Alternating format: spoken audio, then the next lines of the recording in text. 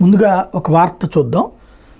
గాజాలో తక్షణ కాల్పుల విరమణ డిమాండ్తో లాస్ ఏంజల్స్ నగరంలో కాలిఫోర్నియా విశ్వవిద్యాలయంలో తిష్టవేసిన పాలస్తీనా అనుకూల విద్యార్థులు నిరసనకారుల తాత్కాలిక శిబిరాలను పోలీసులు చెల్లాచెదురు చేశారు. పాలస్తీనా అనుకూల, ఇజ్రాయెల్ అనుకూల నిరసనకారులకు మధ్య ఘర్షణతో వర్సిటీలో బుధవారం ఉద్రిక్తత నెలకొన్న విషయం తెలిసిందే. ఈ నేపథ్యంలో గురువారం తెల్లవారుజామున పోలీసులు వర్సిటీలోకి ప్రవేశించారు. టెంట్లను తొలగించి నిరసనకారులను చెదరగొట్టారు. దీంతో 1000 మందికి పైగా నిరసనకారులు పోలీసులను ప్రతిఘటించారు. జరిగింది చాలు, శాంతించండి అంటూ వర్సిటీ ఛాన్సలర్ జీన్ బ్లాక్ వేడుకున్నారు.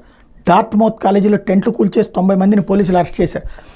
ఏప్రిల్ 15 కొలంబియాలో మొదలైన ఈ పాలస్తీనా అనుకూల నిరసన ఉదంతాల్లో అమెరికా వ్యాప్తంగా 30 విద్యాలయాల్లో 2000 మందికి పైగా అరెస్ట్ చేసినట్టు అసోసియేటెడ్ ప్రెస్ తెలిపింది. అసమ్మతి ప్రజాస్వామ్యానికి కీలకం, అయితే శాంతి భద్రతలకు విఘాతం కలిగించే స్థాయికి అసమ్మతి పెరిగిపోకూడదని అమెరికా అధ్యక్షుడు బైడెన్ అన్నారు. బ్రిటన్లోని Bristol, Leeds, Manchester, Newcastle, Sheffield వర్సిటీలో నిరసనకారుల శిబిరాలు వెలిసినాయి. యూనివర్సిటీ కాలేజీ లండన్లో ఇప్పటికే నిరసనకారులు ఆందోళన మొదలుపెట్టారు. ఫ్రాన్స్, లెబనాన్, ఆస్ట్రేలియాలకు నిరసనలు విస్తరించినాయి. మరి అక్కడ ఇప్పుడు అరెస్టులు ఇవన్నీ చేస్తున్నారు కదా, మరి అదే భారతదేశంలో చేస్తే తప్పెట్లయింది? నిరసన అనేటువంటిది ఒక హక్కు.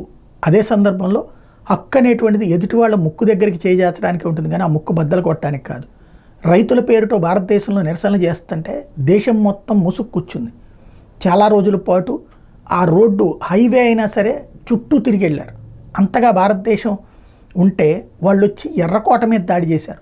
ఆ తర్వాతన విధ్వంసం సృష్టించే ప్రయత్నం చేస్తే పోలీసులు అడ్డుకుంటే దానికి ఎంత అరాచకం చేశారు. ఇదే యూరప్ దేశాలు, ఇదే అమెరికా. కాబట్టి తమ దగ్గరకు వచ్చినప్పుడు ఒక మాట మాట్లాడతారు, మన దగ్గరకు వచ్చినప్పుడు మరొక మాట మాట్లాడుతుంటారు.